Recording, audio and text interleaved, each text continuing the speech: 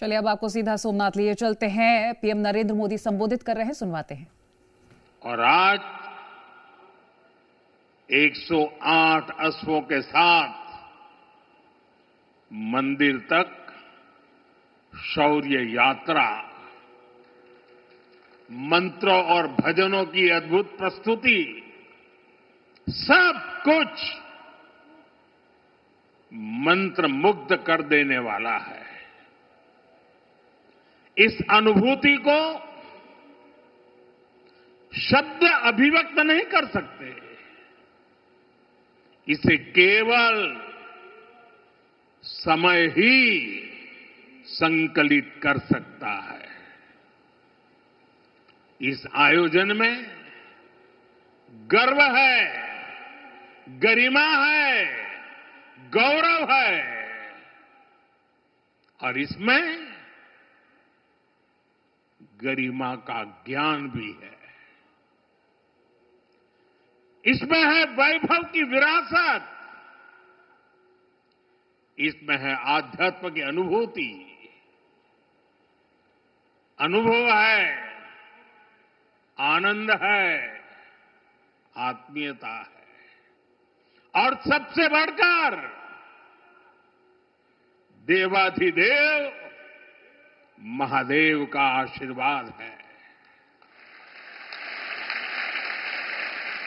आइए मेरे साथ बोलिए, नमः पार्वती पतये हर हर महादेव।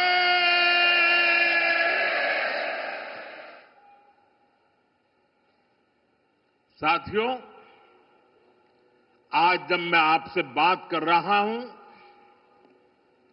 तो मन में बार बार ये प्रश्न आ रहा है कि ठीक 1000 साल पहले ठीक इसी जगह पर जहां आप बैठे हैं, क्या माहौल रहा होगा।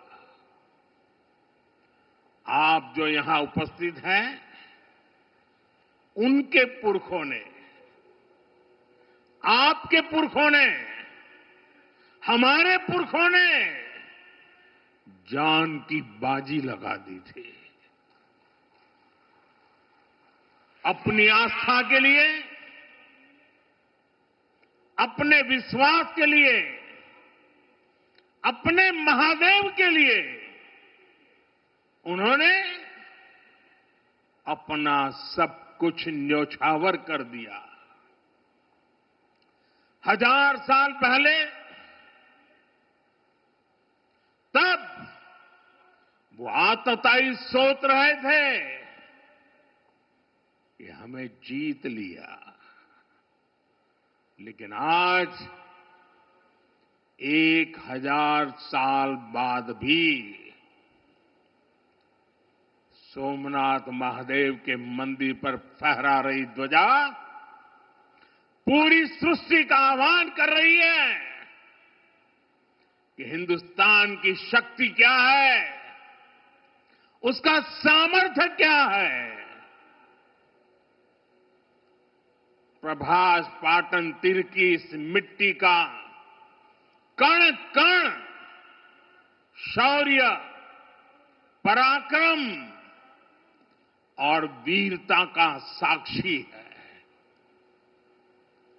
सोमनाथ के इस स्वरूप के लिए कितने ही शिव भक्तों ने, संस्कृति के उपासकों ने, संस्कृति के ध्वज धारकों ने अपने प्राणों की आहुति दी है। आज सोमनाथ स्वाभिमान पर्व पर सबसे पहले मैं हर उस वीर वीरांगना को नमन करता हूं जिसने सोमनाथ की रक्षा को, मंदिर के पुनर्निर्माण को अपना जीवन ध्येय बनाया, अपना सब कुछ देवाधिदेव महादेव को अर्पण कर दिया। भाइयों बहनों, प्रभास पाटन का एक क्षेत्र भगवान शिव का अपना क्षेत्र तो है। इसकी पवित्रता भगवान श्री कृष्ण से भी जुड़ी है। महाभारत काल में पांडवों ने भी इस तीर्थ में तपस्या की थी। इसलिए ये अवसर भारत के अनगिनत आयामों को नमन करने का भी अवसर है। ये भी एक सुखद संयोग है कि आज जब सोमनाथ मंदिर के इस स्वाभिमान यात्रा के 1000 साल पूरे हो रहे हैं, तो साथ ही 1951 में हुए इसके पुनर्निर्माण के 75 साल भी पूरे हो रहे हैं। मैं दुनिया भर के करोड़ों श्रद्धालुओं को सोमनाथ स्वाभिमान पर्व की शुभकामनाएं देता हूं। साथियों, सोमनाथ स्वाभिमान पर्व 1000 साल पहले हुए विध्वंस के स्मरण के लिए नहीं, ये पर्व 1000 साल की यात्रा का पर्व है। साथ ही ये हमारे भारत के अस्तित्व और अभिमान का पर्व है, क्योंकि हमें हर कदम पर, हर मुकाम पर सोमनाथ और भारत में अनोखी समानताएं दिखती है। जैसे सोमनाथ को नष्ट करने के एक नहीं अनेकों प्रयास हुए, दुष्प्रयास हुए, उसी तरह विदेशी आक्रांताओं द्वारा कई सदियों तक भारत को खत्म करने की लगातार कोशिशें होती रही, लेकिन न सोमनाथ नष्ट हुआ और न ही भारत नष्ट हुआ, क्योंकि भारत और भारत की आस्था के केंद्र एक दूसरे में समाये हुए हैं। साथियों, आप उस इतिहास के बारे में कल्पना करिए। आज से 1000 साल पहले सन 1026 में सबसे पहले गजनी ने सोमनाथ मंदिर को तोड़ा। उसे लगा उसने सोमनाथ का वजूद मिटा दिया, लेकिन कुछ वर्षों के भीतर भीतर सोमनाथ का पुनर्निर्माण हो चुका था। 12वीं शताब्दी में राजा कुमारपाल ने मंदिर का भव्य जीर्णोद्धार करा दिया था, लेकिन 13वीं शताब्दी के अंत में अलाउद्दीन खिलजी ने सोमनाथ पर फिर आक्रमण का दुस्साहस कर दिया। कहते हैं जालोर के रावल ने खिमजी सेनाओं से जमकर लोहा लिया। इसके बाद 14वीं शताब्दी की शुरुआत में जूनागढ़ के राजा द्वारा फिर से सोमनाथ की प्रतिष्ठा संपन्न कर दी गई। 14वीं शताब्दी के आखिरी वर्षों में मुजफ्फर खान ने सोमनाथ पर फिर हमला किया। वो हमला भी नाकाम रहा।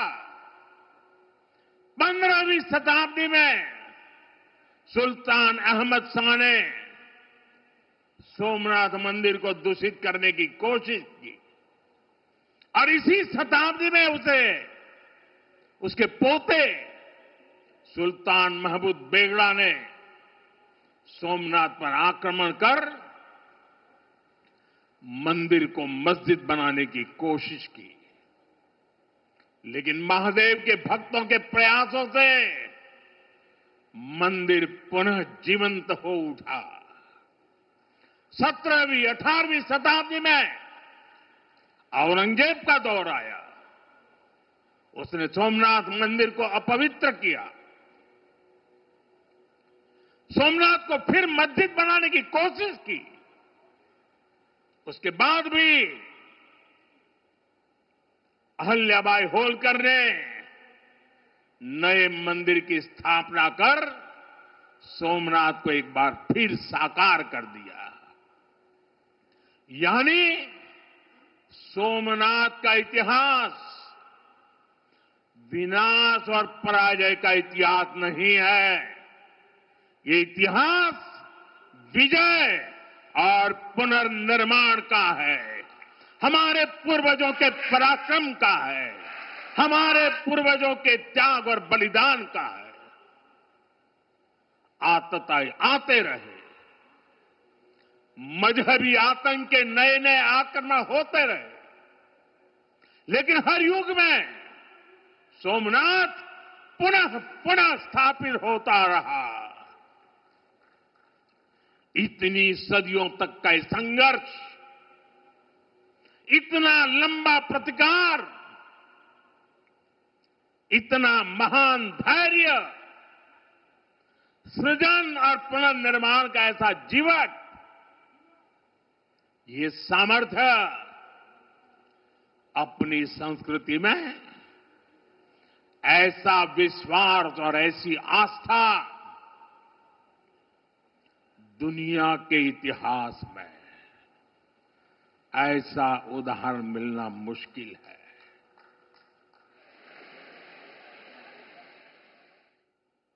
जरा मैंने जवाब आपजो वेला આપણે આપણા પૂર્વજોના પરાક્રમનું પુણ્ય સ્મરણ કરવું જોઈએ કે ના કરવું જોઈએ? આપણા પૂર્વજોએ કરેલા પરાક્રમમાંથી પ્રેરણા લેવી જોઈએ કે નહીં લેવી જોઈએ? એવો કોઈ દીકરો હોય, એવા કોઈ સંતાન હોય કે જે પોતાના પૂર્વજોને ભૂલવા માટેના નાટક કરે?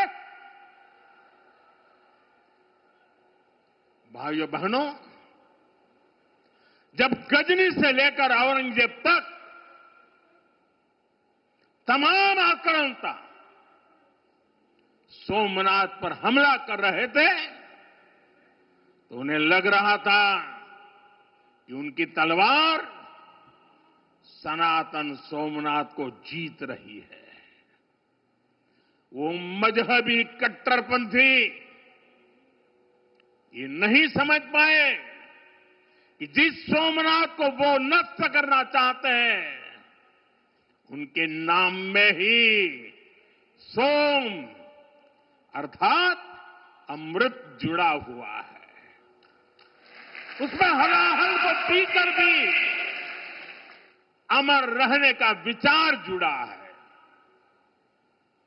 उसके भीतर सदा शिव महादेव के रूप में वो चैतन्य शक्ति प्रतिष्ठित है, जो कल्याण कारक भी है और प्रचंड तांडव शिव